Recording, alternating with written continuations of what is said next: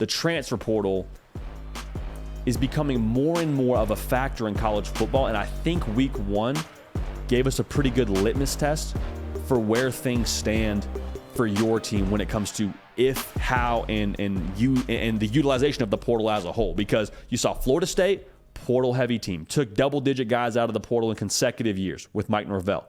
Go and be really successful, take down a top 5 team in LSU. You saw Colorado flip the entire script, flip the entire roster, 86 new players. And this wasn't his second year. This is 86 new players with a new staff. You go and be a top 20 team in TCU on the road. So if you're sitting here saying, okay, well, if we're an operation that's got some money and we've got some brand power and we're still struggling to find a way to get it done in our conference, like, hey, do we have the wrong guy as the head coach? Do we have real issues with how we're evaluating our roster? Like, what do we make of all this? And I just want to be clear on this. The transfer portal, in my mind, we should view as a tool. And a tool isn't, or not using a tool isn't the problem. It's a solution to a problem. But I think a lot of it, too, does go back to success that you had previously already in-house. Like Georgia, they hardly use the portal. Why? Because they don't miss a lot on the recruiting trail. And when you can grow something in-house and you can recruit at the most elite level, well, what you have in your building is probably better than whatever else is in the transfer portal. So Clemson is going to be at the forefront of this discussion. We've been very open with how we feel about Clemson. It's not wrong for Dabo Swinney to not go to the portal. It's not wrong. That's not the problem that he's not using the portal. The problem is what he has on the roster. The problem is that there's enough misses from the recruiting trail. There's enough misses in terms of how they put this roster together to where the portal could fix that. And Mike Norvell walked into Florida State. Deion Sanders walked into Colorado and was like, hey, man, I don't have what I need.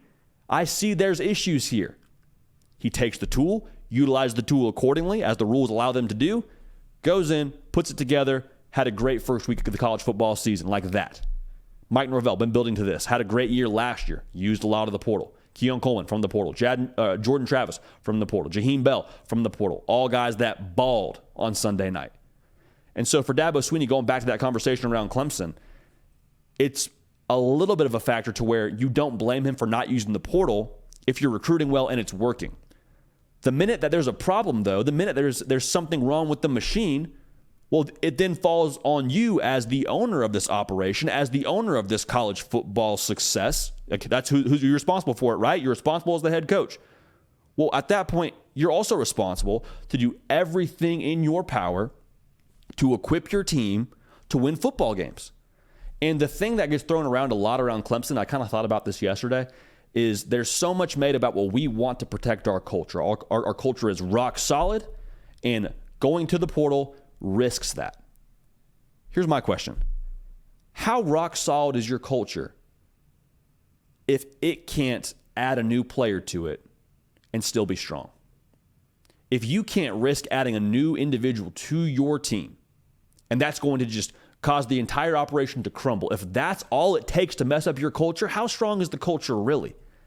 I think a transfer portal actually just reveals what you have with your culture. Jordan Travis and company, he's been there for some time. He's a portal guy as well. But if I'm Florida State, I think that speaks volumes to their culture. They were able to add a Keon Coleman, add a Jaheim Bell, and have them be just seamless transitions. Notre Dame and Marcus Freeman, they didn't have a huge problem at quarterback, but they had a way to get better by getting Sam Hartman. They added him. Now look what they're doing so far. Again, they've only played a couple of teams that aren't up to their level of talent, but still, the portal, I think, is becoming more and more a requirement. And so for Dabo Swinney now, the issue becomes, yes, you could fix it from the recruiting trail. You could use one tool that is the high school recruiting and be able to eventually become more dynamic at that position. But at what cost? How long is that going to take?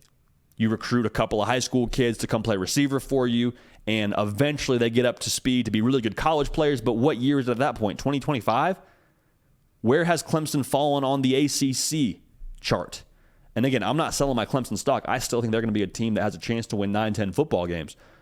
But to just totally just dismiss a tool that's available to you while everybody else is using it to pass you, I think we really got to take a closer look here at how much we maybe should be using the portal.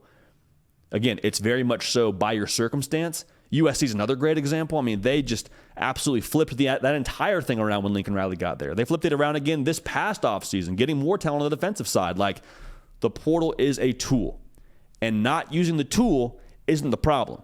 The problem is passing up on the opportunity to get better with that tool because you're stubborn, because of your culture.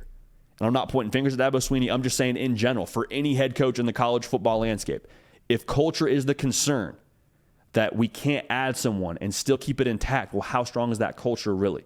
So I'm excited to see what happens here the rest of the way. I think the transfer portal will become a lot like the high school recruiting level, where you just look every single year to see how you can improve your team, and you take some guys year in and year out. And I'm fascinated to see what Dabo Swinney does here, because now it's getting kind of loud over there. A lot of volume now around Clemson, South Carolina, and how they should or shouldn't do things. I want to let y'all know something, that Game Time is bringing y'all the hard count today, okay? So I want to give you a quick scenario. It's Saturday morning. You and your boys are somewhere in the state of Alabama. Maybe it's Birmingham. Maybe it's not you and your boys. Maybe it's you and your family. You say, you know what? Tuscaloosa is not that far away. I wonder if we could get to the game. You say, man, we don't have tickets, though.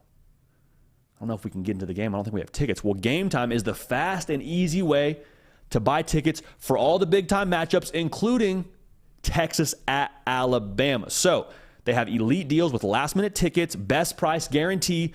Don't stress over getting into this game right now. You can wait till the day of. Like that picture I just painted for you. You can wait till the day of, Saturday morning, and still have a chance to purchase tickets. It's the best place for last-minute ticket deals. Forget planning months in advance. Game Time has deals on tickets right up to the day of the event. Get exclusive flash deals on tickets on all the sports and entertainment events. The Game Time guarantee means you'll always get the best price if you find tickets in the same section in row for less. Game Time says, you know what? 110% credit of the difference to you.